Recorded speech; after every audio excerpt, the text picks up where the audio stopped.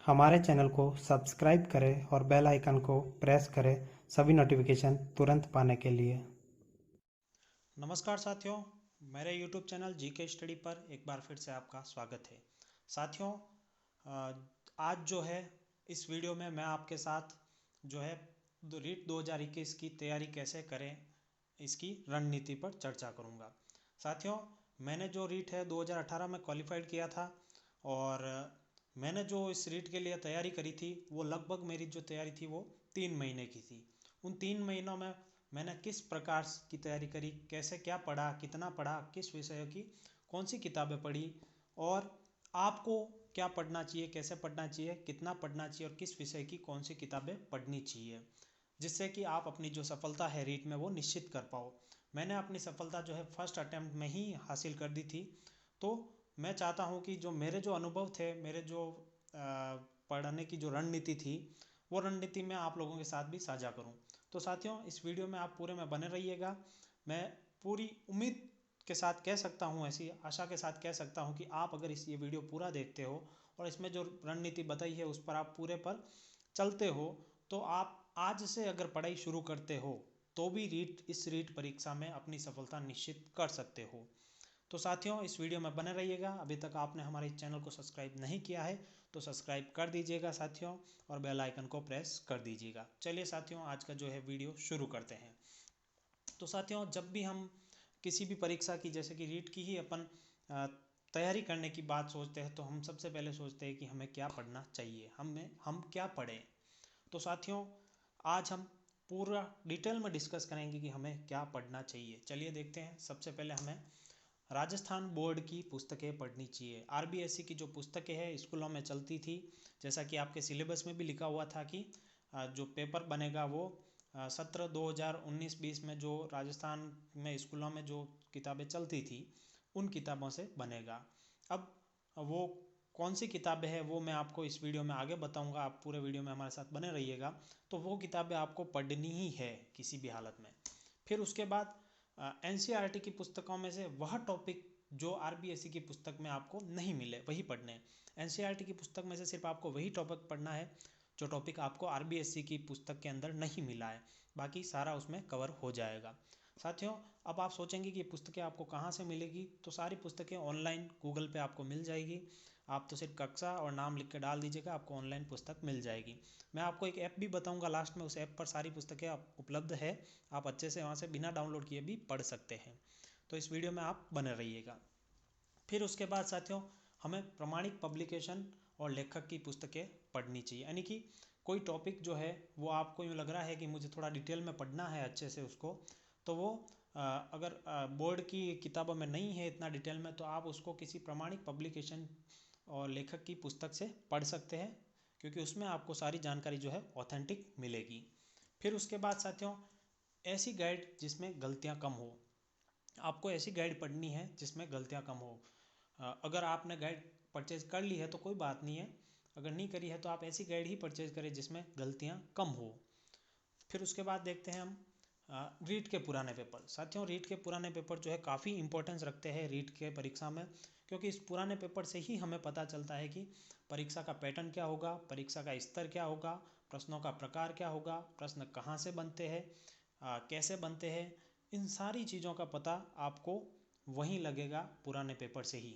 फिर आगे साथियों, हमें जो है वो किसी विश्वसनीय कोचिंग के यूट्यूब वीडियो देख सकते हैं। अगर आप चाहें कि मैं पढ़ पढ़ के थोड़ा बोर हो गया हूँ और कुछ ऐसा देखूँ जो परीक्षा के लिए उपयोगी हो, तो आप किसी भी विश्वसनीय कोचिंग सेंटर का जो है यूट्यूब वीडियोस देख सकते हैं। क्योंकि कहा जाता है, आपने भी पढ़ा होगा पेडागोजी में कि जो पढ़ने में जितना नहीं सीख पाते अपन, उतना पढ़ना, उसके साथ सुनना और उसके साथ देखना, तीनों इंद्रियां काम करेगी तब अपन और अच्छे से समझ सकते हैं, सीख सकते हैं। तो आप वीडियो भी ज़रूर देखें। फिर उसके बाद आ, आ, आपने कोचिंग करी है अगर कहीं से, तो उस कोचिंग के नोट्स ज़रूर पढ़ें, क्योंकि वो काफ़ी इंपॉर्टेंट है आपके लिए। आपने उसमें बहुत मेहनत भी की है, तो वो आपको आपने लिखे, खुद ने लिखे हैं, तो आपको अच्छे से समझ में आएगा उसमें, तो आपको वो भी ज़रूर पढ़ने चाहिए। तो ये हमें पढ़ना चाहिए। इसके बाद कैसे पढ़ें, चलो ये तो पता चल गया हमें क्या क्या पढ़ना चाहिए, लेकिन अब पढ़े कैसे उसको। ये इम्पोर्टेंट चीज़ है, ये भी देखेंगे अपन क्या करना चाहिए हमें। तो साथियों सबसे पहले आपको पूरा पढ़ना है और इम्पोर्टेंट मार्क करते रहना है। यानी कि आप जब भी पढ़ेंगे तो सबसे पहले आपको जो भी मटेरियल आपके है पास है उसको पूरा डिटेल में पढ़ना है, और जो चीज़ आपको याद है वो तो ठीक है, लेकिन जो आपको याद नहीं है, थोड़ा कठिन लग रहा है या इम्पोर्टेंट लग रहा है, उसको आप मार्क करते रहिए। फिर क्या है, फिर आपको वही पढ़ना है जो आपने इम्पोर्टेंट लगता है। यानी कि आपको एक दो बार तो पूरा पढ़ना है, उसके बाद सिर्फ आपको वही पढ़ना है जो आपको इम्पोर्टेंट लगता है, अपने इम्पोर्टेंट मार्क किया है, और जो आपको नहीं आता है वो चीज़ें पढ़नी है। क्योंकि जो चीज़ आपको आती है उसको बार बार रिपीट करने से कोई मतलब नहीं, आपको जो इम्पोर्टेंट लग रहा है उसको आप रिपीट करिए। फिर क्या करना है, पढ़ाई ऐसे करनी है कि कम से कम हफ्ते में एक बार हर टॉपिक रिवाइज हो जाए। यानी कि आपको पढ़ाई ऐसे तरीके से करनी है कि आपका हर टॉपिक जो है हफ्ते में एक बार आपके टच में रहे, यानी कि आप उसको एक बार अपनी आंखों के सामने देख लो। उससे क्या है कि आप भूलोगे नहीं, आपके बार बार रिवाइज होता रहेगा। फिर उसके बाद पुराने पेपर देखने हैं, किस प्रकार के प्रश्न आते हैं और कहाँ से प्रश्न आते हैं वो देखना है, उसी अनुसार तैयारी करनी है। यानी कि पुराने पेपर, बात हो गई अपने, पुराने पेपर बहुत इंपॉर्टेंस रखते हैं तो आप उनको ज़रूर देखिएगा। और मैं तो कहता हूँ कि रीट के अलावा आप सीटेट के पेपर भी ज़रूर देखें, वहाँ से भी साइकोलॉजी के बहुत से टॉपिक जो है वो सिमिलर है अपने, ज़रूर देखें आप। फिर सिर्फ वही पढ़ना है जो आपके सिलेबस में दे रखा है, यानी कि आपको सिर्फ वही चीज़ पढ़नी है जो आप टॉपिक आपके सिलेबस में दे रखा है, अन्यथा नहीं पढ़ना है। हमारा लक्ष्य है रीट में सफलता हासिल करना, तो हमें रीट में जो सिलेबस में दे रखा है वही पढ़ना है। चलिए फिर देखते हैं अपन।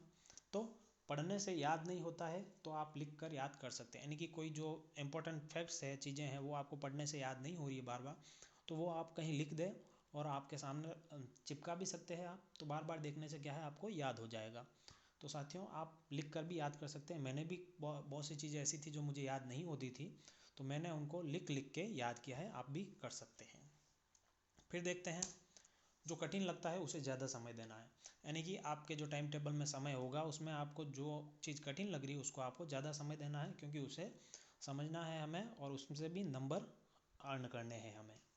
चलिए फिर देखते हैं, रोज़ सारे विषय साथ लेकर चलना है, एक एक विषय पढ़ने से आप पिछला भूलते जाओगे। यानी कि आपको रोज़ सारे विषय साथ लेकर चलना है।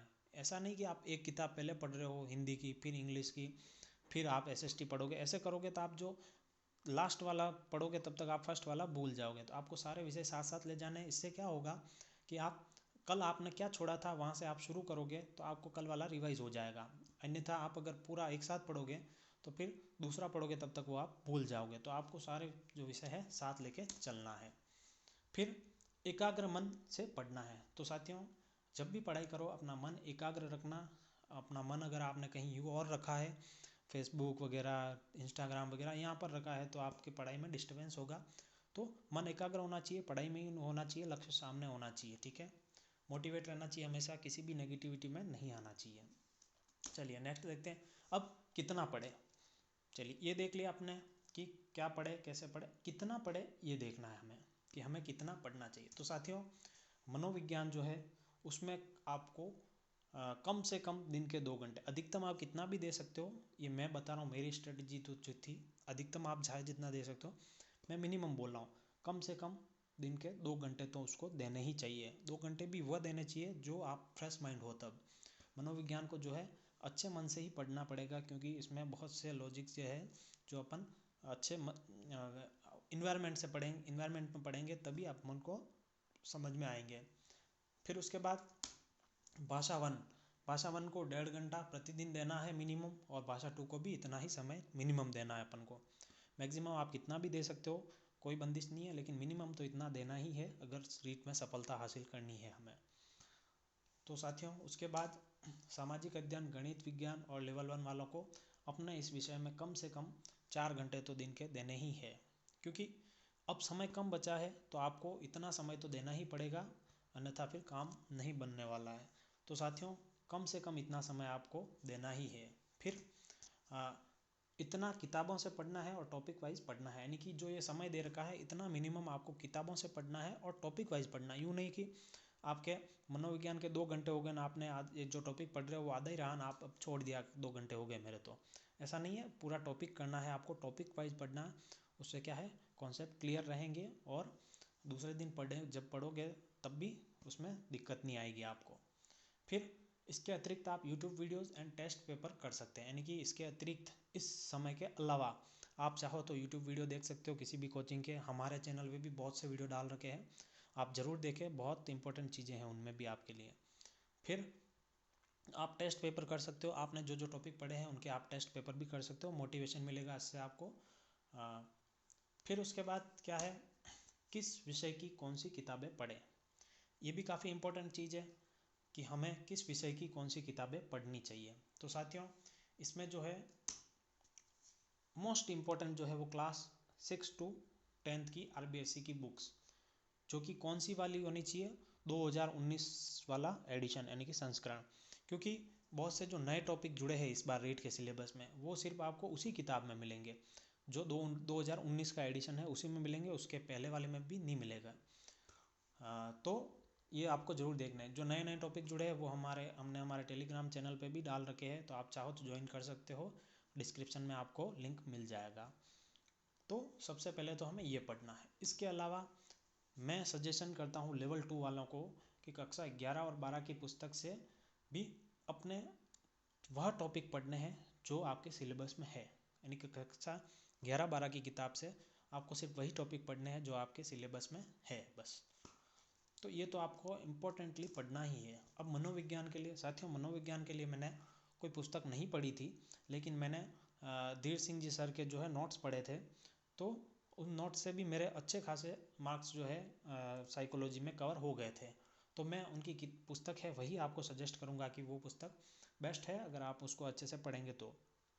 फिर आप चाहो तो आपके पास जो पुस्तक है उससे भी पढ़ सकते हो, कोई समस्या जैसी बात नहीं है।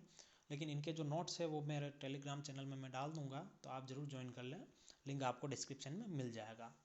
फिर इसके बाद साथियों, कोई भी गाइड जो आपके पास उपलब्ध हो, आपके पास जो भी गाइड उपलब्ध है अच्छी, आप उसको बार बार पढ़ें, कोई दिक्कत नहीं है। मैंने जो पढ़ी थी वो सिकवाल और लक्ष्य की गाइड पढ़ी थी, आप कोई भी पढ़ सकते हो, आपकी सुविधा के अनुसार है। ठीक है साथियों, तो बस ये जो है वो स्ट्रेटजी मैंने जो अपनाई थी वो आपके साथ साझा करी है। आपका बहुत बहुत धन्यवाद, आपने वीडियो देखा है।